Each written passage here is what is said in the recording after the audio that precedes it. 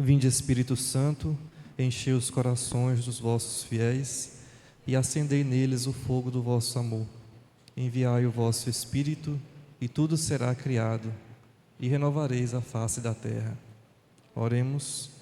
Ó Deus, que instruíste os corações dos vossos fiéis com a luz do Espírito Santo, fazei que apreciemos retamente todas as coisas, segundo o mesmo Espírito, e gozemos sempre de sua consolação. Por Cristo nosso Senhor. Amém. Então, meus queridos irmãos e irmãs, estamos em setembro, o mês. No Brasil, temos, sobretudo no segundo semestre do ano, nós temos meses temáticos, na qual a igreja nos convida a meditar de modo especial por uma realidade, né? Eu já ia falar, eu lembro, para questionar vocês antes de falar. Em setembro, nós refletimos sobre o que de modo especial? É o mês da Bíblia. Quando eu lia essas leituras, me preparando para essa celebração, eu pensei em fazer essa introdução, porque para mim é relevante falar sobre o livro da sabedoria enquanto um livro deuterocanônico. A primeira leitura de hoje foi tirada da sabedoria, capítulo 9. A sabedoria é um livro deuterocanônico. O que isso significa? É um livro que só está presente na nossa Bíblia católica. Os protestantes não reconhecem esse livro como verdadeiro, como autêntico, como inspirado. A sabedoria e mais 6 livros. Por diversos motivos, mas o principal motivo é porque a língua da qual a sabedoria foi escrita foi no grego. E os protestantes adotaram um cânon que os livros do Antigo Testamento só poderiam ser inspirados por Deus se fossem produzidos no hebraico, né? Eles usaram a ideia de uma língua sagrada. Então, os livros que foram escritos em gregos, como é o caso da sabedoria, em grego, como é o caso da sabedoria, ficaram de fora. O livro da sabedoria, ele foi escrito no 2º século antes de Cristo. E ainda assim ele é atribuído a Salomão, que viveu há 10 séculos antes de Cristo. E a gente pode se perguntar por quê. Na antiguidade existia um costume de se atribuir um autor famoso para validar uma coisa que foi escrita. Por exemplo, eu escrevo, mas eu quero dizer que eu quero fazer com que aquele escrito fique mais famoso, fique mais popular. Então eu digo, foi o Papa Leão que escreveu. De modo que eu consigo popularizar mais aquilo que foi escrito. Isso é muito comum nos escritos bíblicos. Então, no Antigo Testamento, basicamente, tudo que é escrito de sabedoria, dizem que é de Salomão, independente do século. Tudo aquilo que é escrito de poesia, de salmo, já foi Davi que fez. E tudo aquilo, isso de modo geral, obviamente. E tudo aquilo que é lei, que é legislação, é atribuído a Moisés. Então, esses 3, eles têm muitos escritos que são atribuídos a ele, mas que nem sempre correspondem diretamente ao século. Então, isso é mais curiosidades e introduções para contextualizar a nossa liturgia também no mês de setembro, enquanto o mês da Bíblia. Uma reflexão de forma breve. Primeiro, temos 2 pontos nessa liturgia que nos convidam a aprofundar para o discipulado, para o seguimento de Jesus. Quais são esses 2 pontos? Primeiro, a oração, e segundo, a fidelidade, a perseverança nas tribulações.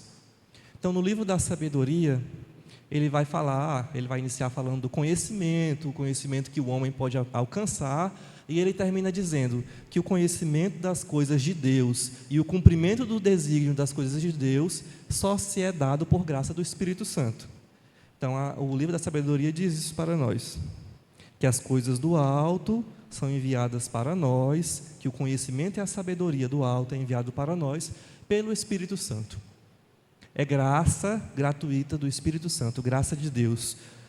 Dessa forma, como nós podemos alcançar, como nós podemos aurir esse conhecimento de Deus, esse conhecimento da vontade de Deus em nossas vidas? Através da oração. A oração é o contato que nós temos com Deus. A oração é a forma de nós nos comunicarmos e dialogarmos com o Senhor, e em uma vida interior que está aguçada, a escuta da vontade, da palavra e dos desígnios e do caminho de Deus, nós conseguimos discernir a vontade dele em nossa vida.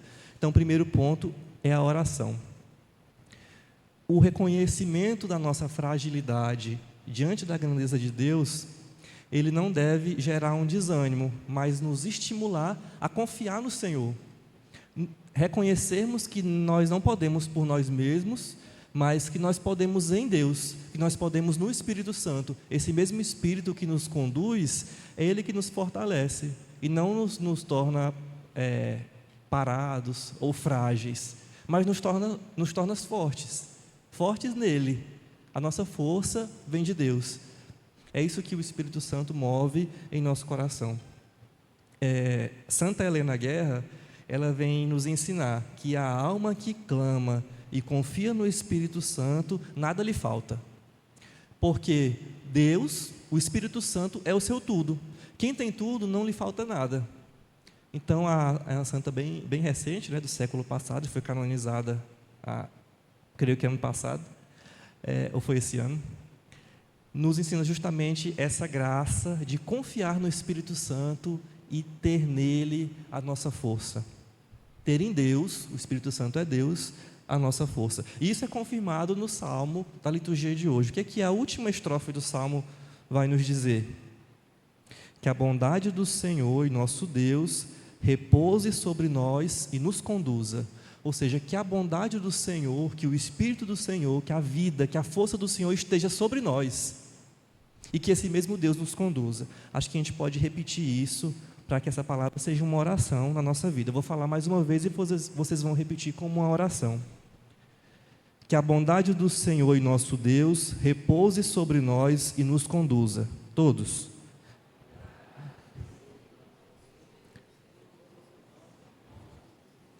Outra vez. Que a bondade do Senhor e nosso Deus repouse sobre nós e nos conduza.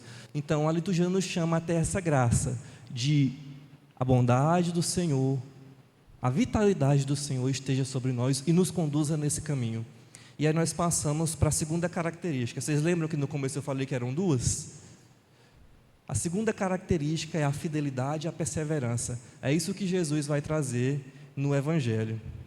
Achei interessante que no início do Evangelho vai dizer assim: grandes multidões acompanhavam Jesus, voltando-se, olhou para trás, aí ele vai começar a dizer da exigência do discipulado, que é difícil, que tem que carregar a cruz e tananã, o que a gente vai escutar agora. Então Jesus olhou para trás e viu que tinha muita gente, e viu que tinha uma multidão, e aí ele pensou: será que esse povo está sabendo mesmo as exigências do segmento, a exigência que é ser discípulo? Então ele olhou, viu aquele montoeiro de gente, e aí começou a falar sobre o quão é difícil ser discípulo, sobre o quão é difícil seguir o caminho dele, e que esse caminho é exigente. E aí ele vai nos convidar justamente até essa graça da perseverança. Jesus, ele deixa claro que o seguimento da vontade dele não é uma opção superficial e nem cômoda, mas é uma opção difícil, é uma opção que exige sacrifício. E é no sacrifício que é provado a nossa perseverança. E é no sacrifício que é provado a nossa fidelidade. Porque é muito fácil ser fiel sem ter nenhuma dificuldade. Porém, é justamente na tribulação e na dificuldade que nós provamos a nossa real opção, escolha por Jesus, e continuamos no seu seguimento, no seu chamado. E a partir disso nós percebemos que existe uma necessidade de permanecer firmes nos bons propósitos do Senhor. Que a tribulação não seja motivo de desistência, mas de fortalecimento, como uma provação. Quando nós passamos pela provação, nós nos tornamos mais fortes. E aí Jesus diz no versículo 27 desse Evangelho: quem não carrega a sua cruz e não caminha atrás de mim, não pode ser meu discípulo. Ou seja, é uma exigência do discipulado. Se não carregar a cruz, não pode ser discípulo. É uma exigência carregar a dificuldade e sem murmuração. Carregar a dificuldade com amor ao Senhor e entendendo que essa realidade faz parte da caminhada. Não é algo externo, mas é algo interno, é algo que é um elemento indispensável para seguir Jesus. E desse modo, concluindo nosso diálogo, a vida de oração e a fidelidade e perseverança nas tribulações são alimentados pela escuta atenta, meditação da palavra de Deus e comunhão eucarística. Então, como eu consigo me nutrir, me alimentar, me fortalecer nessa graça que Jesus nos pede hoje? Como que eu posso crescer na graça da oração? Como que eu posso crescer na graça da fidelidade? A partir da meditação da palavra de Deus, e lá no início eu falei para vocês sobre esse mês, e é um mês ainda mais favorável, e também a vivência sacramental, sobretudo a vivência da Eucaristia. Todo católico tem o dever de entender, de compreender, de estudar, de meditar a Sagrada Escritura. A Bíblia é nossa, minha gente, e nós deixamos para os outros. A Sagrada Escritura é nossa, e nós ficamos alheios a ela. Então nós temos o dever de aprofundar na Sagrada Escritura. Ninguém se põe em caminhada, ninguém pode ser discípulo se não se fortalece. Nossa força está na palavra de Deus. Além da palavra de Deus, a vivência dos sacramentos. A vida sacramental e, sobretudo, a comunhão eucarística também é indispensável. A Eucaristia, ela nos fortalece diante das nossas escolhas. As escolhas pelo bem, as escolhas pela vontade de Deus. Os desafios cotidianos, nós devemos contar com essa força, que é a palavra de Deus, que é a Santíssima Eucaristia. E a partir desses elementos, nós conseguimos continuar nesse caminho, ser firmes, fiéis, perseverantes e cumprirmos a palavra de Deus, a vontade do Senhor em nossa vida, assim como nos ensina o Evangelho. Amém? Ficamos de pé.